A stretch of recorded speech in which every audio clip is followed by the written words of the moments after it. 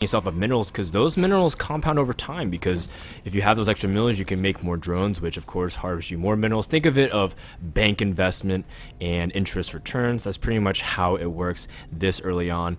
And look at that, StarCraft 2 teaching you finance. You don't have to study anymore for your exams. We do see EGiNcontroL is actually placing another photon cannon similar to game number 1. Destiny forced to pull 4 more drones, so this is very similar, and this is kind of the response EGiNcontroL wants here.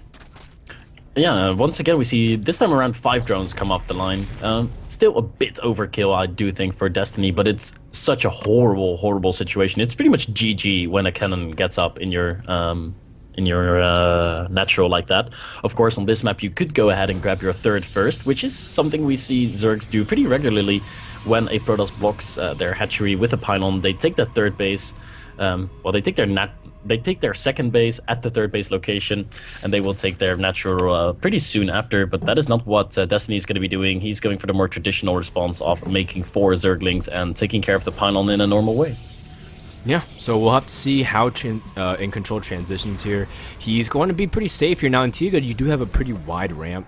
That's something worthy of noting, so you have to SimCity a little bit different than what you're used to, but EGiNcontroL should be able to get it up in time. Destiny Zerglings are just now leaving the natural expansion. Oh, look at that probe throwdown. I was hiding in the bottom of that base. Destiny not scouting very well. Oh, he has no Overlord in position. This is going to be horrible for Destiny. Those cannons are going to go up before the hatchery is going to get vision of them, and this is something that every Protoss player loves to see. I can already imagine EGiNcontroL sitting there like, don't spot this, don't spot this, don't spot this. And at this point, there's not much that can go wrong anymore for EGiNcontroL. He would be able to drop down another pylon, and that cannon will go up eventually. The Queen is now coming down. Ooh, the Queen is not going up to the hatchery just yet. Ooh, a few drones are coming down, but I think Destiny is going to be too late to spot this. Oh, it's about to finish here, and this is kind of what I was saying before. EGiNcontroL is not afraid to punish or take a chance to really hurt Zerg or his opponents in general just because they're not paying attention.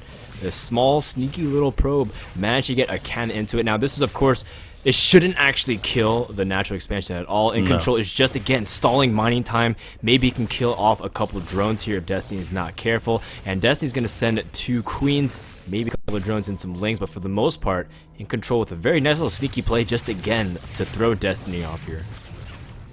And that's exactly what he's doing. Ooh, the Queen taking a lot of damage there. In Destiny, he couldn't actually be forfeiting this hatch, is he? He's gonna have to try to make some kind of defense. The Queen goes back up into the main.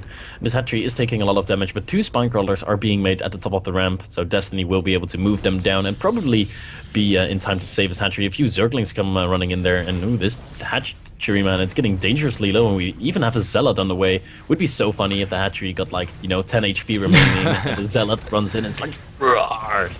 Yeah. Nah, this is not going to work, of course. The Spinecrawlers will root, they will kill that cannon, but EGiNcontroL has...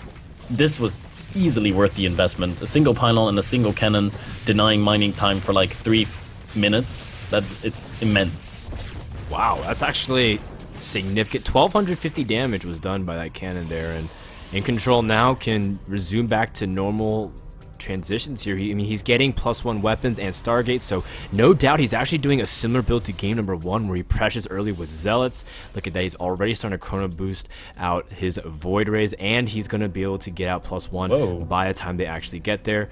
And what are we owing about Lurleen? Do we see something specifically cool? Yeah, this is pretty weird. Why would Destiny get 2 additional Spinecrawlers right now?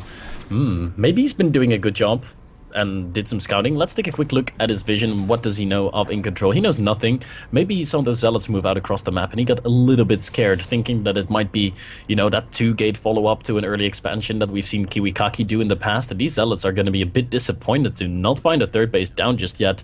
And these Spinecrawlers are definitely going to keep Destiny safe, but 2 extra Spinecrawlers was maybe overdoing it a little bit. What do you think? Well, each of those Zealots do have a kill apiece, so it was no doubt that Destiny scouted he had a Zergling, I believe, outside the natural ramp of EGiNcontroL, so he definitely sees it. But EGiNcontroL still doing the same thing he was trying to do in game number 1 here, where you have that proxy pawn and use that Void Ray and Zealots to pressure very heavily, and you save your gas for a lot of tech. As you can see, +1 weapons already finished. He's actually starting +2.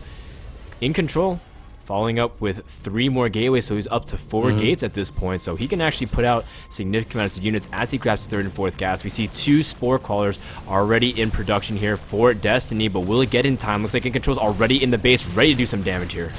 Yep, the Void Ray was trying to charge up and do some significant damage, but Destiny caught wind of this, and he was able to prepare accordingly. The Queens were in position, and the Zealots got taken out. And once again, EGiNcontroL, man, he's trying to put on the pressure. And this time around, of course, it's a bit of a different situation than in Game 1. In Game 1, EGiNcontroL didn't really manage to do that much damage with his Zealots and his Void Rays, but he was able to win the game later on. But this time around, there's no 3rd base for Destiny, still no 3rd on the way, which is of course a good move, since there would be no way for him to keep that 3rd alive right now. He's going to need those infestors that are on the way. Someone in chat called out Mutalisks incoming. Well, that is not the case. The infestation pit has already finished, and 5 infestors are started, so we're definitely going to see a lot of infestors here. Oh, you know, looks like EGiNcontrol actually is going to keep pressuring, though, with these Zerglings, or sorry, with these Zealots against the Zerglings, and there's actually a lot of Zealots, and keep in mind they have +1, and Zealots are unbelievably cost-efficient against Zerglings when they have that upgrade. Destiny actually forced to pull drones immediately, but he puts them on hold position so that the Zealots can't get to the Queens just yet. A lot of Zealots are actually in the red. A Queen does end up dying here. EGiNcontrol is targeting down that infestation pit. Destiny is revealing his infestors, but will he actually be able to do anything? This infestation pit's actually going to die here, and Destiny finds himself down at important tech building, but I mean, Destiny, for the most part, hasn't actually lost too many drones, I believe, but EGiNcontrol is still doing a lot of harassment. 2 drones killed in total by EGiNcontrol, so not that significant at all. 1 Void Ray is staying at the base right now, wanting to be a baller, while the other Void Ray is getting out of there. Maybe gonna grab himself a single Zergling kill. I wonder what the thought process was behind keeping this 1 Void Ray here. He was just looking to do some extra damage versus that lair, I guess. And what is Destiny gonna do right now? He is so far behind. He doesn't have a 3rd. He doesn't have enough drones. He doesn't have any tech. Oh my.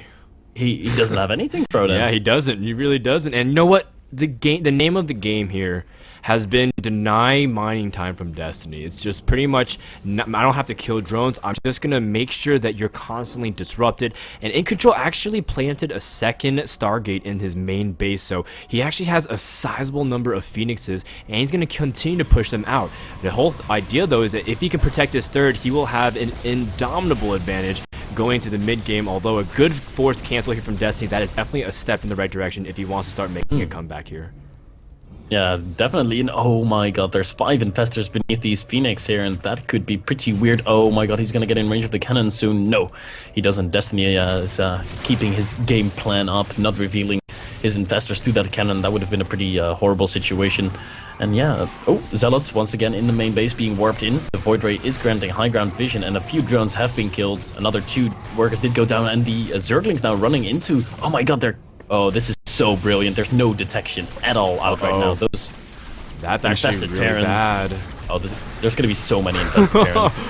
Dude, Destiny's about to make it rain, and it says it is payday time, and it looks like EGiNcontrol's probes are in a lot of trouble. They are evacuating as soon as possible, but there are enough infested Terrans to actually target down this Nexus extremely quickly. Now we do see that EGiNcontrol, his response is just warping more back at home, or back in Destiny's home, and looks like that Queen is the only form of anti-air right now. Actually, that's very, very bad for Destiny, as well as a lot of Zerglings are the only form of defense. And EGiNcontrol Zealots, I do have +1/+1, and that does mean that they cut down these Zerglings extremely quickly. And look at how fast the Zergling massacre is happening. But we do see more infested Terrans wandering to the main, and they are about to take out the Nexus, but they do end up expiring. The infestors standing in place to make sure that EGiNcontrol can't make another Nexus at the natural. We do see the infestors do come in here, and EGiNcontrol actually did have charge, and he's pressuring these infestors, trying to see if he can catch the Void Ray. The Queen frantically trying to push it back, literally, and there's a lot of action going on here. What do you make of the situation?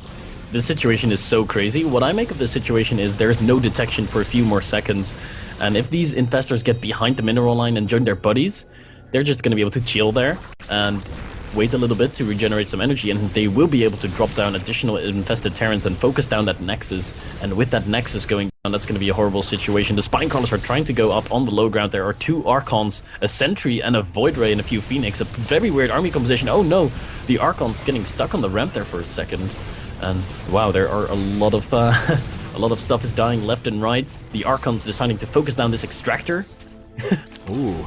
Yeah, I mean, at this point, EGiNcontroL was trying to see if he can go down the ramp and really hurt him, but his Archons are not really doing much. He does manage to pick off another Infestor, but we do see that Destiny's Infestors back at EGiNcontrol's main is still very, very prepared for any kind of assault. EGiNcontrol actually might even get this layer. God, the fungals. Oh, those fungals on the probes. Bam! That's about 30 probes dying instantly there. 42 workers killed for Destiny right now. He throws out a few infested terrans, and Destiny is still mining. That is the important part right now. Destiny was behind, but there's no way for the few remaining units that EGiNcontrol's got out on a map to really break this Spinecrawler forest. And of course, also a lot of Spore Crawlers. Wow, there's 6 Spore Crawlers and 4 Spinecrawlers standing between. Oh, EGiNcontrol, he's trying to get his Archon in a good position. Oh, that's going to be working out pretty well. That Archon does focus down a building Spinecrawler, and now they're going to get in a pretty awkward position behind the mineral line.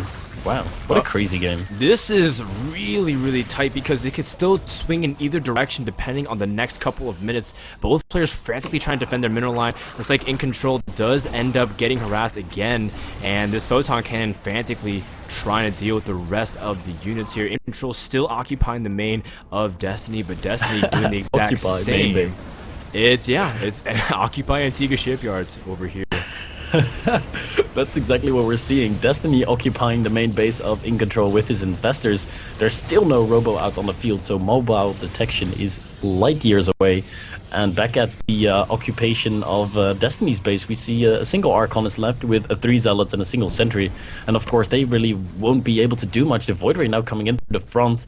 I'm sure that EGiNcontrol is thinking of ways how to snipe that low HP hatchery, but it's going to be a tough one.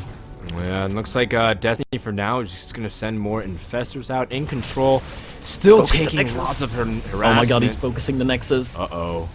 That was huge for Destiny, focusing down the Nexus. EGiNcontrol actually has no real safe place to mine. And the Zerglings actually do run by again. EGiNcontrol realizing actually he's in a lot of trouble here because he was not forthcoming in his defense. And he loses the rest of his probes. That is the last probe here. If it actually dies, that's it. And EGiNcontrol can't make anything. He has actually no probes. That should be the nail in the coffin here for Destiny, as he has definitely outthought EGiNcontrol here in the unusual situation that personally I've never been in here. How many times can you say that you've been in this kind of situation, Lillian? I only 4 gates, so I don't get to these kind of situations. No, all joking aside, this is a very unique situation that I've never seen happen in any kind of professional game before. So pretty interesting, but EGiNcontrol is definitely out of this. There's no way for him to come back into this. The units that are out on the map for EGiNcontrol are 1 Void Ray and 6 Phoenix and a single Sentry. And yeah, there's no way he's going to be able to break through. Look at that Sentry, man. It's just doing his best, but good game well played there, called by EGiNcontrol, being very mattered after, you know, most people would kind of be frustrated after that game. Destiny was really creative, I think, and just showing off his ability to respond into unusual situations, and that's actually a really good intangible that a lot of players lack. Because when you're put in the situation, Destiny was constantly put under harass. He found an opening from EGiNcontrol, but more specifically, he was able to constantly harass and knew what to do. And he said, okay, you know, he's going to try to put up cannons. He saw the fact that the cannons were blocking the Infestors from ever leaving. So he just was able to keep calm and able to take a very good game number 3. And all of a sudden, the series started off in EGiNcontrol's advantage, but Destiny takes 2 quick games. And we are going to game number 4, but we have to take a quick break here, literally, and so please send us off here.